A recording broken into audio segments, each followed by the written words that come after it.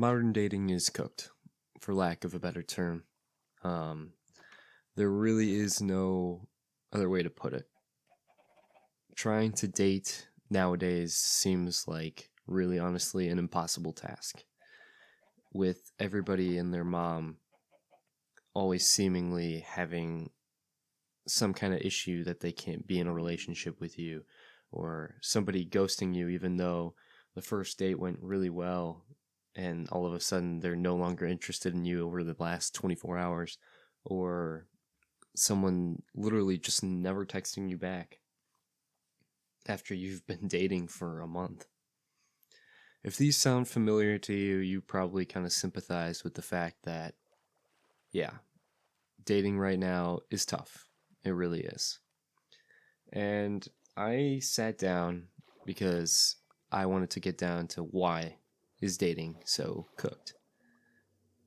And I think it all kind of stems from one particular area. And I'm going to talk about it. Dating apps. Yep, you knew it was coming. Some of you might even be on them right now as you're listening to this. But I believe that dating apps are ruining the dating scene as a whole, and this generation as a whole. There is so many things wrong with dating apps, whether that's Tinder, Bumble, FarmersOnly.com, whatever the other ones are. There is so many things that create so many different expectations, abilities to not be able to communicate, to have emotional intelligence. There's so many things wrong. Let's start off with the fact that dating apps create unrealistic expectations of people. If you've ever been on a dating app, you know that it kind of, most of them work in like a profile kind of sense. You set up a profile, people who are interested in you look at your profile and kind of determine whether or not they want to meet you based off your profile. That is so toxic for so many different reasons. People are attempting to put on this identity, this performative identity that they are who their profile says they are through photos, one-liners, information about them. They're trying to attract people in such an unnatural way that it almost becomes like you're performing for those people. And what this kind of does is it creates almost like a mistrust between people. People don't always feel like they know who they're talking to because they feel as if people are not portraying themselves to how they actually are. And a lot of the time you see people literally in their bios saying, I want to know who you actually are and not who you portray yourself to be. And I think that that's fair. Because these put unrealistic expectations on people. People are trying to be people that they are not. They're trying to seem like they have it all figured out when they don't. And it's like you're opening a package expecting for there to be candy in there, right? And you open it up and it's an apple. And you're like, wow, that wasn't really what I was expecting. I didn't order an apple. I thought I was getting candy. And it makes you wonder, well, do I keep ordering or what do I do? Because if you're going on a dating app and you're portraying yourself to be this person, whether it's a person who goes to the gym, a person who works on cars, a person who has a multi-million-dollar business, and you're not that person, the person that is interested in that person is going to be disappointed and will probably ghost you when they figure out that you are not who you claim to be. And that kind of moves into my next point here. On dating apps, there will always be somebody else, right?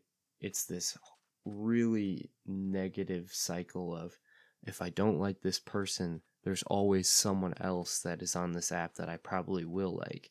So it creates like, I'm always going to have a foot out the door, because if I don't like this person or I find something that I don't like about this person eventually, I can always just go back to the dating apps and just keep swiping to find someone else.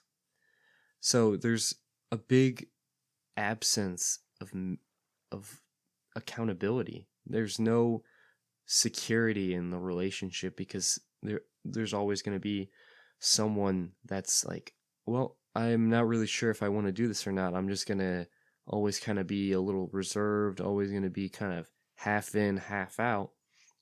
And if it doesn't work out, I'll just go back and find someone else.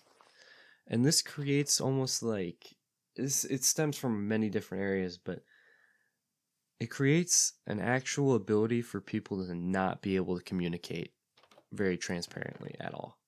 People, especially on dating apps, are not honest with each other. They're not honest about what they want, where they want to go in their life, and they're just kind of almost putting up facades for each other.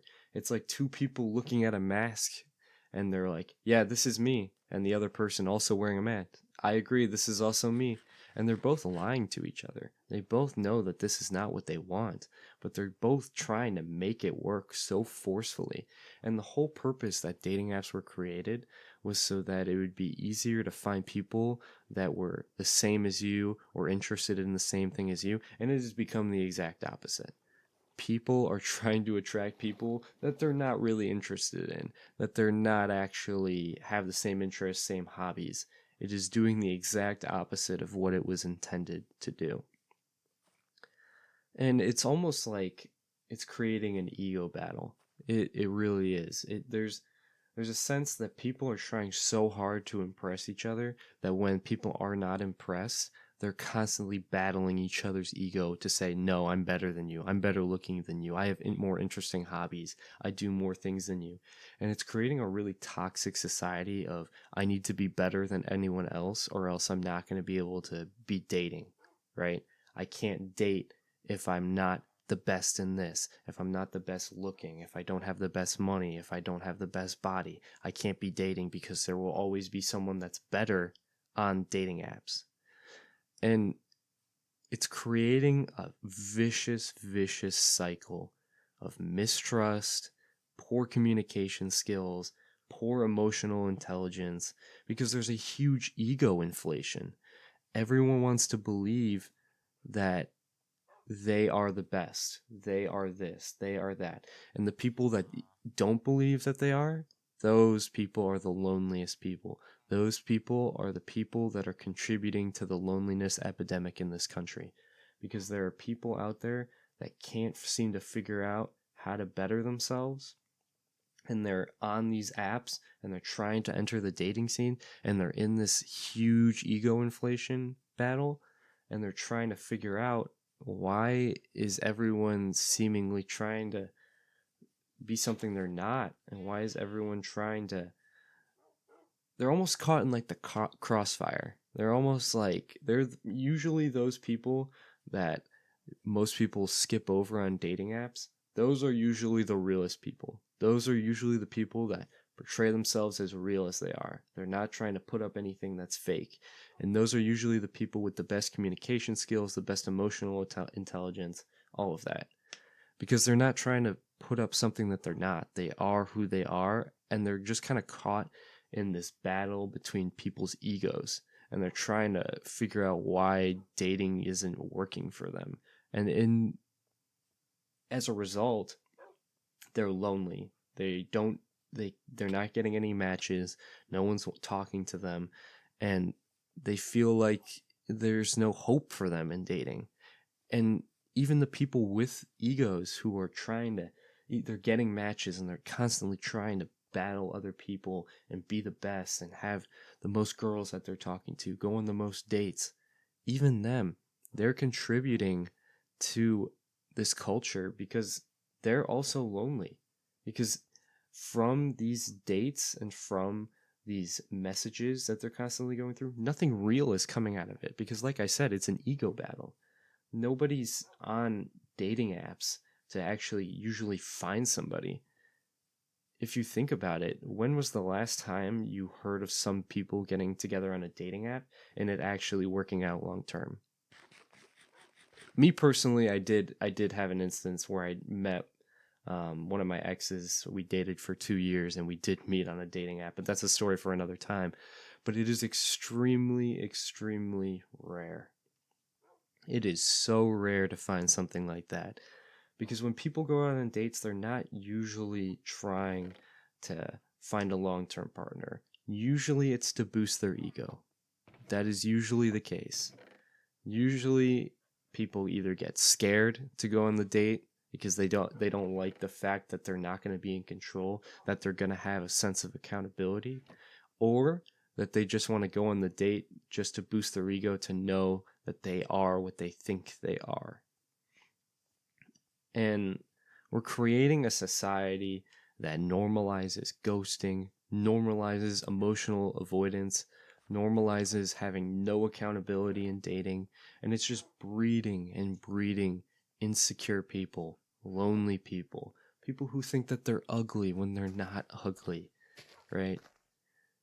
And it's all just a cycle, and it keeps happening. Insecure people realize that, well, if I want to be successful on dating apps, I need to inflate my ego. I need to try and be the best at something I'm not. So I'm going to go do these things. And in the process, they're hurting more people. And it keeps breeding this insecurity, this distrust that people have for each other. People can't communicate with each other because they don't even know themselves why they're doing it. And it keeps going over and over and over again. And not to mention, people are also on dating apps simply just for hookups, instant gratification, not just for their ego so that they can feel like they can attract people, but also because people want a transactional aspect out of dating apps. People are going onto dating apps just to hook up with other people. They're treating each other like they're Amazon Prime.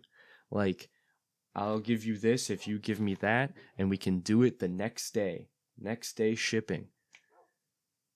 That's so awful. That is so awful. And I can't sit here and be like, yeah, this is so bad, because I've done it too. I've done it too. And I know how horrible it is looking back. I know that I've messed up. I know I've done harm to people because of this whole aspect of hookups.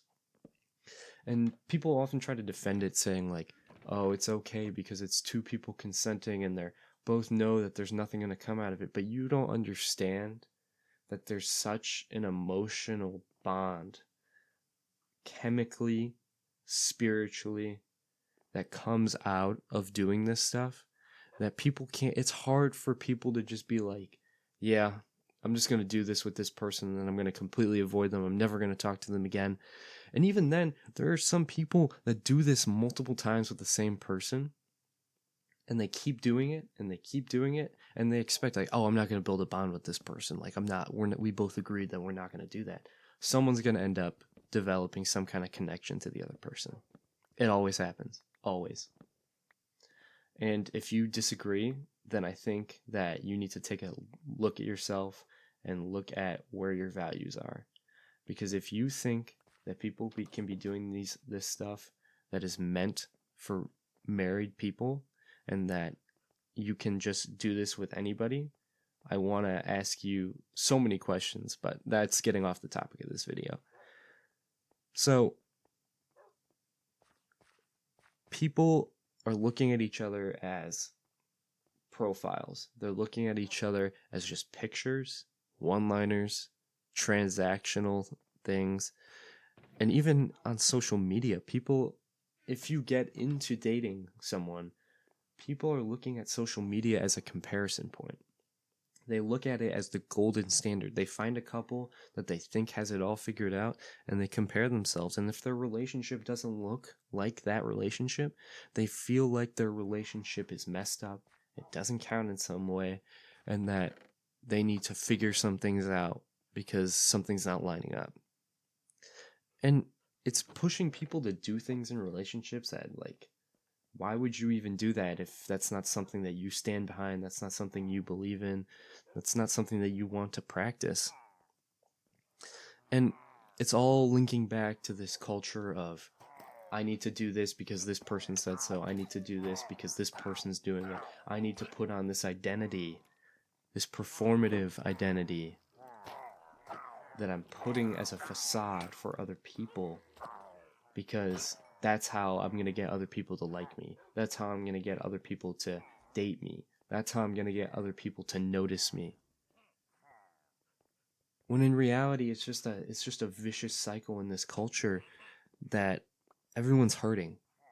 Everyone wants to be the next best thing. Everyone is looking at other people and saying, if they did it, I can do it too. But I need to do it exactly how they did it in order to do that. This culture is the issue in dating. This culture is creating a society that wants to be instantly gratified, wants to just be completely transactional. You can see it in every part of your life. Everything is becoming transactional. Everything is becoming instantaneous. Everything is pure gratification. And there's no accountability. There's no accountability in dating. There's no accountability in the workplace. There's no accountability in school. There's no accountability in manners. Nothing. There is a huge avoidance of accountability, and it's breeding so much stuff that it's gonna come back and bite us all. And it's already starting to. But I think you're gonna start to see that this is only gonna get worse unless people start to fix their act. And I'm not saying that everyone who's on dating apps is a horrible person. That's not what I'm trying to get across here. I know there are good people out there. I know that there are people that are worth dating out there because I've met them. I know they exist. But I don't believe that you're going to find anyone worth dating on a dating app. I think that if you want to date somebody and you want a genuine, honest, emotionally intelligent, communicative, is that a word? Probably. If you want that kind of person, go out in public, do the things that make you happy. Don't try and do things that people tell you need to do to attract the right kind of person. Go and do the things that make you happy. Go to the places that make you happy. Eat the foods that make you happy. And just exist. Just exist. Literally go to those places, do the things that you like, and someone will notice. Someone will notice. And it might take some time. It honestly will probably take some time. It will probably take you a week, a month, a year, maybe longer. But I promise you, if you try to look for that quick dating person, that quick boyfriend, that quick girlfriend off a dating app, or just someone you find willy-nilly around, they're not going to meet your expectations. They're not. There is no possible way that they will meet your expectations. So, be yourself. Do the things that bring you joy. Do the things that make you happy. Do it in public. Be yourself. Don't try and put on this facade that you're not. Because if anything, I'm going to be honest. If you are trying to be someone that you are not, and you are actively trying to do that every single day, people will eventually see through you. People will eventually realize that you are not who you are putting up to be. And if anything, that makes you even more unattractive. It makes you more unattractive to do all these things to try and fit into places that you don't fit in. Hey, shout out my last short. I talked about this. If you're constantly doing all these things, you are making yourself more unattractive by trying to fit into places that you don't fit in. Because you're making yourself out to somebody that you're not. You're not that person. And that person could be looking for exactly what you're trying to cover up. They could be looking for the real you, and you show up and you put up this mask of who that you think they want, and they don't want that person, and they leave. And you never see them again. And you realize, maybe I should have been myself the whole time. And you'll live with that regret forever.